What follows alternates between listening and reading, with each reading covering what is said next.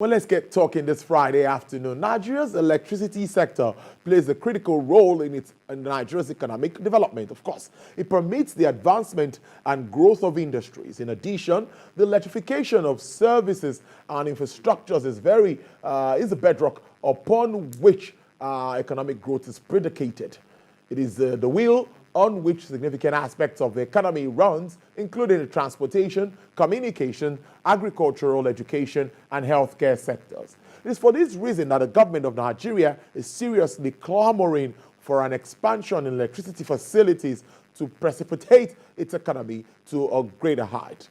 To give us an understanding of the impact of this sector on the economy and other burning economic issues, he is an energy expert, an economist, an academic, former executive director, Rural Electrification Fund, and former APC Gubernatorial Aspirant for Kogi 2023's election, Dr. Sanusi Ohiare. Thank you so much, Doc. It's good to see you.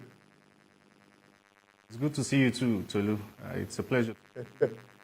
All right, well, let's start this discussion by understanding Nigeria's electricity value chain. I know you've been in that space for some time in recent times, but what is your assessment after privatization?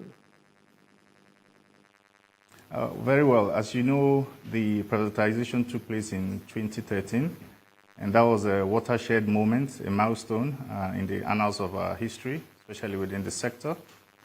Before then, we had a situation of a monopoly where the hitherto Nigerian Electric Power Authority was in charge of the entire value chain, from generation of power to transmission of power to distribution of power, even to rural electrification.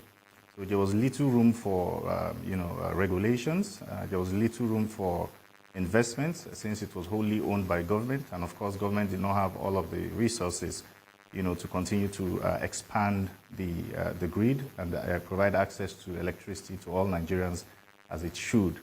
2013 was that milestone with privatization.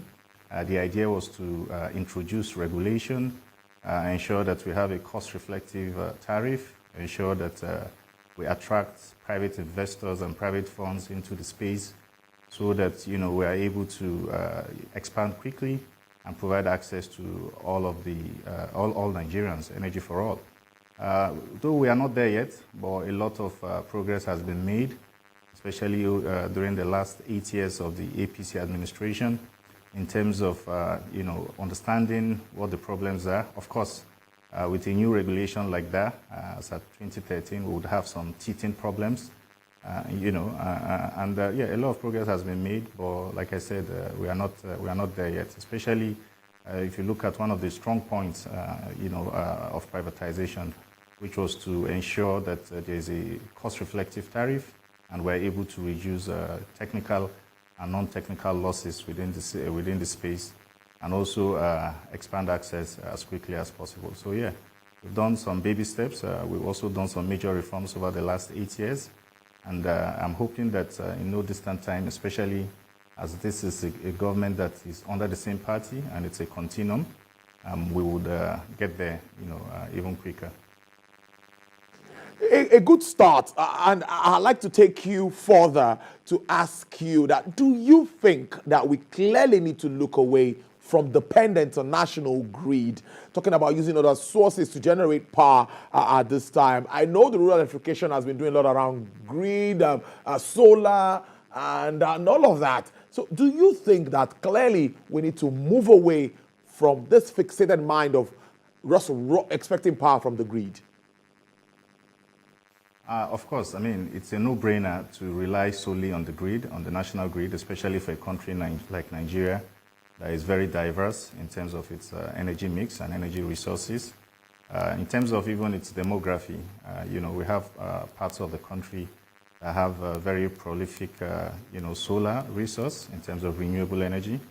We have other parts that, we are more blessed in terms of abundance of gas and, hydro.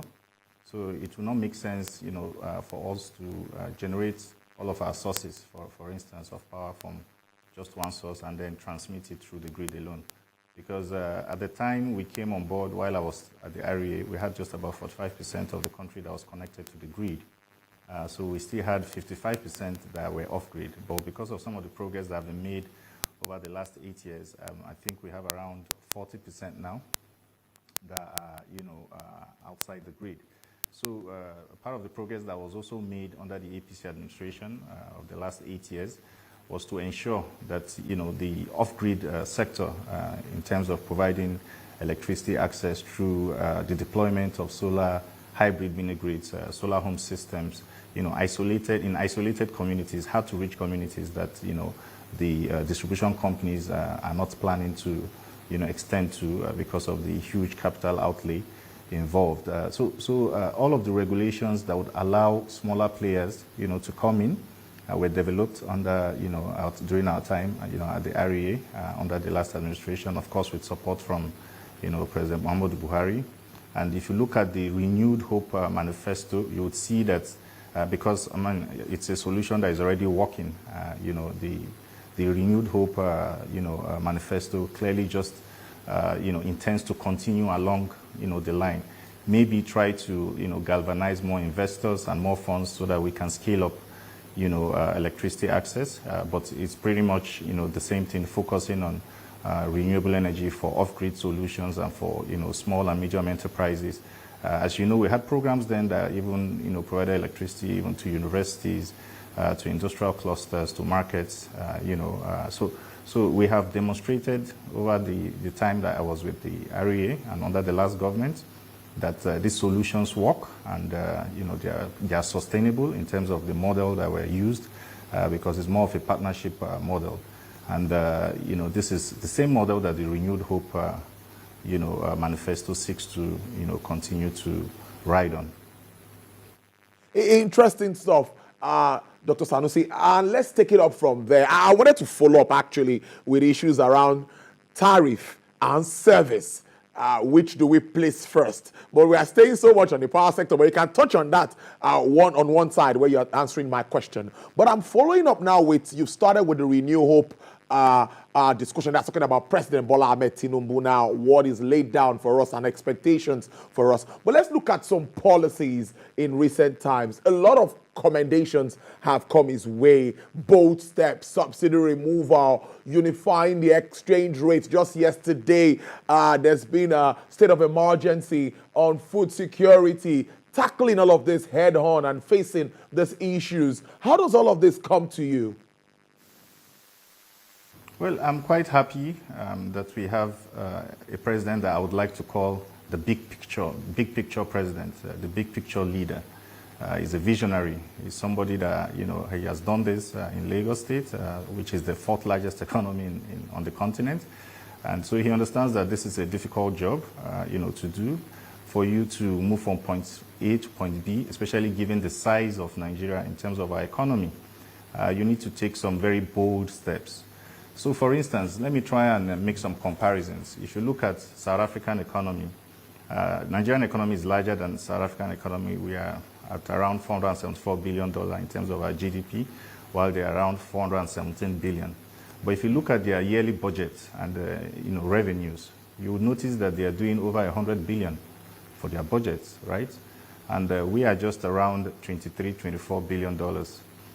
So then if you look at America, so if you take it in terms of percentages, that's South Africa doing around 25% every year, spending 25% every year in federal budget of their entire GDP. If you just oppose this with American economy as well, you notice the American economy is a $26 trillion economy, and they are doing around 5-point-something trillion in terms of federal expenditure and budgets yearly. That's around 20%. But for Nigeria, we are, the largest economy in Nigeria. Of course, the private sector is driving that economy and that growth. So for $477 billion, and we are only spending, federal government is spending around $23 billion yearly. So, and that's around 5% of our entire GDP. So for a president that has run a state like Lagos, that has risen, the revenue from 500 million, monthly to what we have now, which is over 50 billion naira.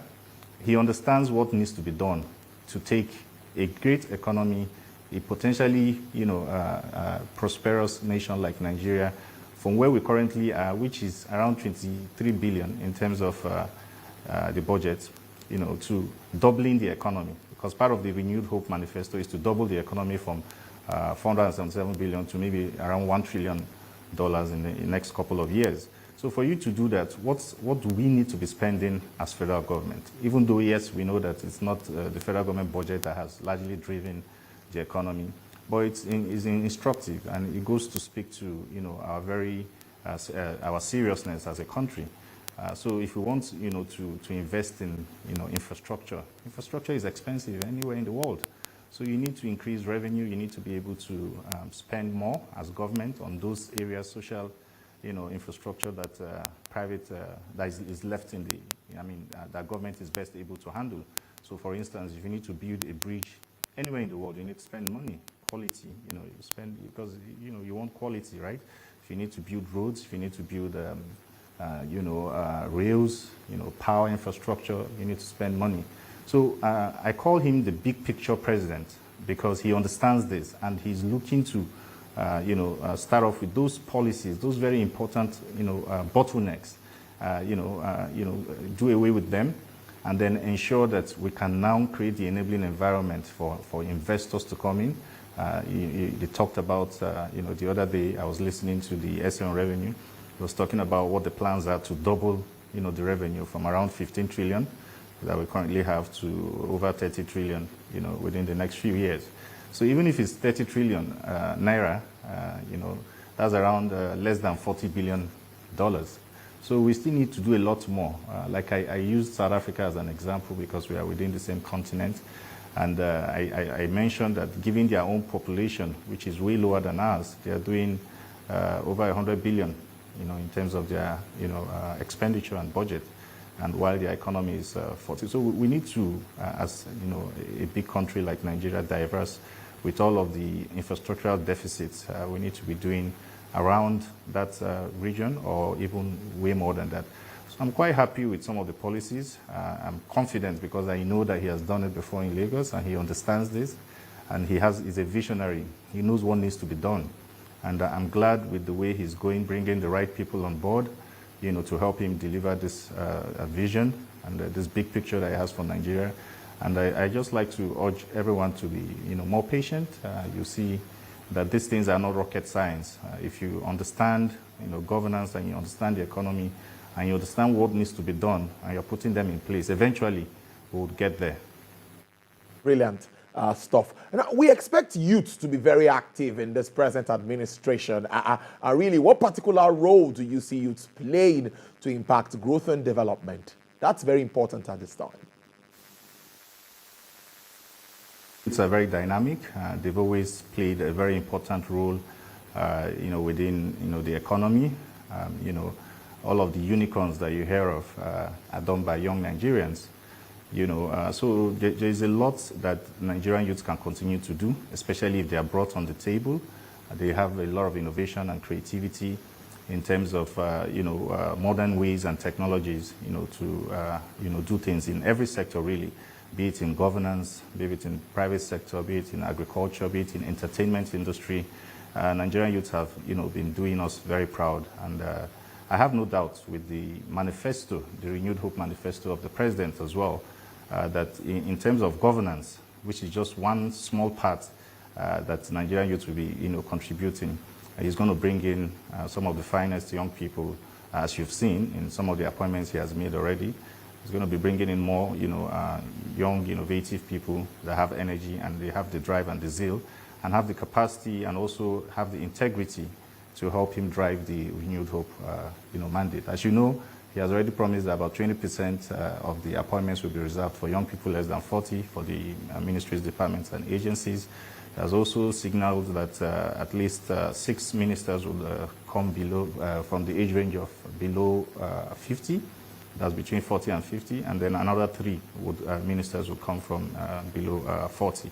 So, and he's a man of his words, I have no doubt. And he knows the value of young people. He's surrounded by young people, and he's definitely going to match his words with action and bring all of these people on board. So the role of young people cannot be, overemphasized. And I have no doubt that this president is a president that believes in having those young people that you're planning the future for be part of, implementation and, policy and, governance. All right, now you have a political career, and a lot really needs to be done to stabilize our economy at this time. Let me ask you directly now, what are your plans for governance? Let's talk about that. I mean, politics, especially as someone that had served as a public servant, as an executive, a political appointee, and also gone into full-scale politics. I mean, my drive for being in politics is basically to help improve the process, especially in governance, in ensuring transparency, accountability, social justice, in ensuring that, for every role that I'm given, we're able to deliver, no matter how difficult it is. We're able to prove to people that, we are patriotic and we love this country, and we know where we share in the president's vision, and we know where this country is supposed to be. And given the experience that we've had, serving, we know where and what to do, to ensure that this goes. So my motivation, for politics and public service really is service, to serve the people. And as we've done at the Rural Education Agency, which is perhaps one of the most difficult places to work, we have demonstrated that these things can work. So if we can deliver, in rural, communities, to provide electricity, bring in new technologies, ensure that regulations and policies are in place, ensure that we partner with the right people, the private sector, and we are succeeding. I see nowhere or no reason, why we cannot, replicate this anywhere else. Well, finally, before we wrap up this interview, it's been an interesting conversation, though I must tell you, what is your outlook for Nigeria's economy? If you want to look at the global space too, a lot is still happening around Russia and Ukraine and all of the international issues affecting Nigeria. We are not insulated from all of this. But what is your outlook despite all of these challenges at the moment and all of the moves made by the president to at least address some of them? I'll draw my outlook from, the inspiration that the president gives us in terms of where he's leading us to. I'm quite excited with some of the ideas that he has, and some of the, steps he has taken so far. And I like to be optimistic because I'm a patriot. I love this country, and anything and any move that is geared towards ensuring that, this economy, grows and is galvanized, and, we're bringing in investors, we're creating the enabling environment, for our revenues to grow, we're encouraging local manufacturers, we're spending in education to ensure that, the capacity of the young people is, built, and the requisite skills are also developed, then, the future is ours, really. The future is a Nigerian. So I'm very, very optimistic that, given the renewed hope, plans and objectives, we'll have a positive outlook. So some of these, researchers and data analysts are already talking about how, for instance, we're going to be growing. The economy is going to rebound and it's going to grow. And one thing about governance that I understand from experiences, if you're speaking the right language and you're sending the right signals, chances are that you are going to succeed, especially if people can see the genuinity of what you're doing, and some of these actions that we are putting in place that are the right things to do. So I'm very, very, very optimistic that in no distant time, this economy would be growing, in a very good growth rate, which will achieve very good growth rates, and jobs will be created. People will go to school. Look at what's happening with student loan. This president is very deliberate. He knows what needs to be done. We're talking about education. Student loans are there. We have grants and scholarships to complement that. The increase under the Finance Act, the increase of the tertiary education tax is also there to help create the enabling environment and improve infrastructure within our tertiary education. So a lot of these things that he's doing are things that he has thought of over the last 2 decades. Has been out of office, and he has thought of it, and he has put things in place that he knows the solution. So right now he's just getting the right people to help him drive this vision. So we can only pray for him and hope that under his watch Nigeria gets a fair deal. I must thank you so much, Dr. Sanusi Ohiare. We'll have you in again. At least we'll follow up on all of these developments as we move on. I must appreciate you, Energy Expert, Economist and Academic, former Executive Director, Rural Electrification Fund, and former APC Gubernatorial Aspirant for Kogi State 2023 elections. Do have a great weekend. Thank you.